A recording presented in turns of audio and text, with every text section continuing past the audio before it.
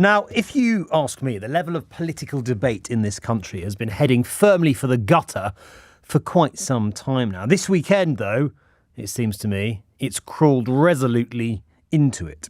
Labour, in the last couple of days, has published a series of attack posters accusing Rishi Sunak of being soft on crime. I wonder if you've seen them. They've been doing the rounds, to put it mildly, on social media. The first asked people whether they thought adults convicted of assaulting children should go to prison.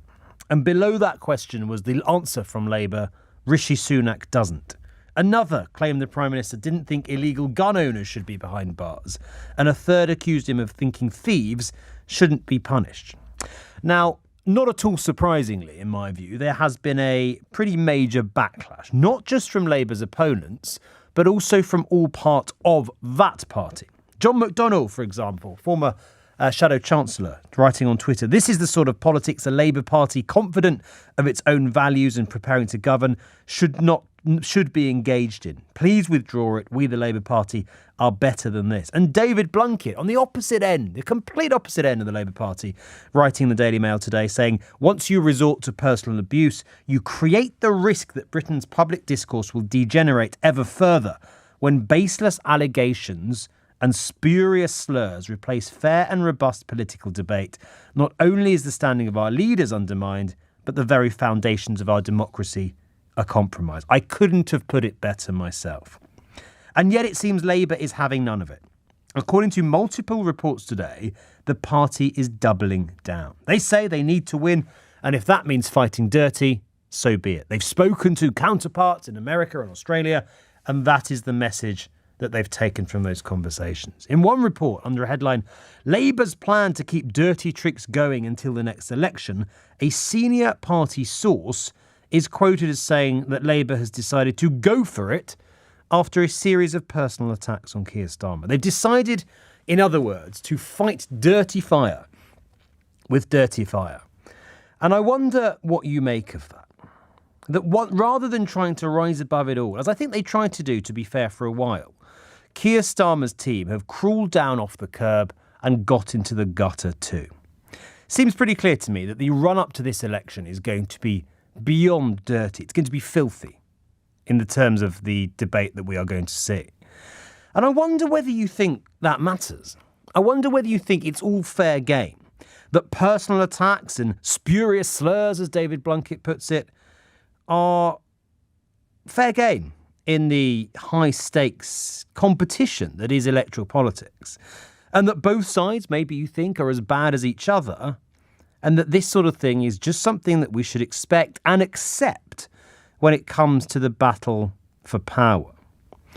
I don't think that. I don't think that at all. I think these posters from Labour are an absolute disgrace. You can attack the government over its record on crime without claiming, ludicrously and deeply offensively, that Rishi Sunak believes child abusers shouldn't be in prison. You can fight hard but still fight fair.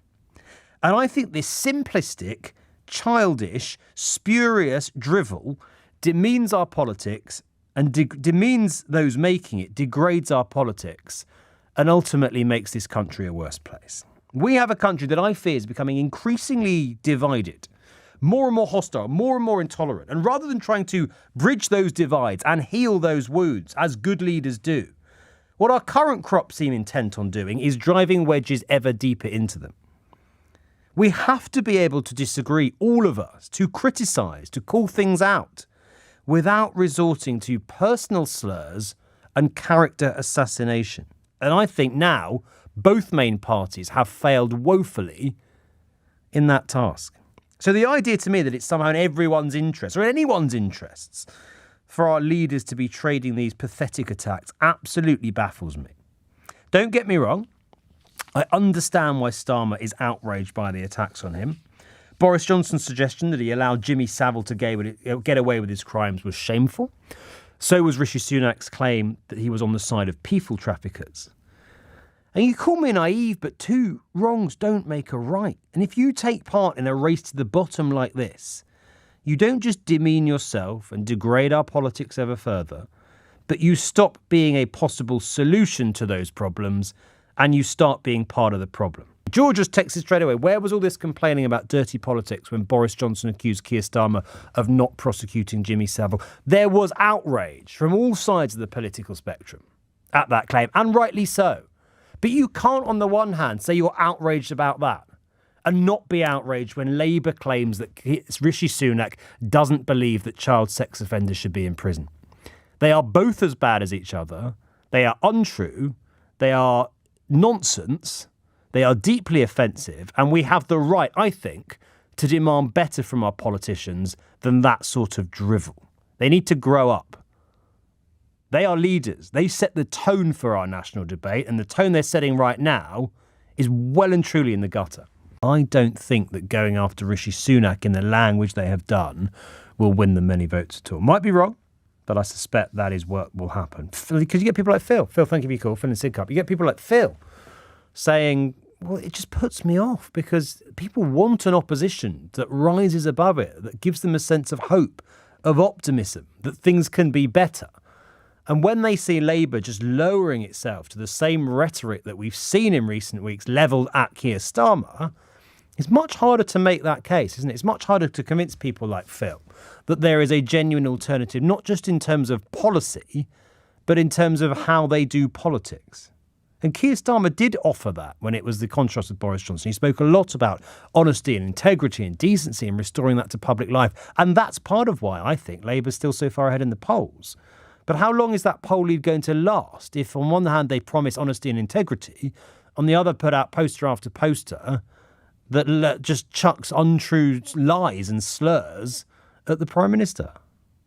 You can't argue you're going to do things differently on the one hand and then do the complete opposite and demonstrating that you're going to stoop just as low and make personal attacks that are untrue about your counterpart, your opposition, like the Tories, like Boris Johnson did, like Rishi Sunak's done. And to those texting in, and there's a few saying, why didn't you call this out when Boris Johnson did? I did, and I continue to do so. The slurs that Boris Johnson made about Jimmy Savile were horrific, were despicable, were barely worthy of comment. They were so low. They were so gutter politics. Same with Rishi Sunak claiming Keir Starmer is on the side of people traffickers. I do call it out, and I did call it out. And I'll call it out when Labour does it too, because I think it's just as bad as whoever's doing it. And nobody benefits from that sort of political debate.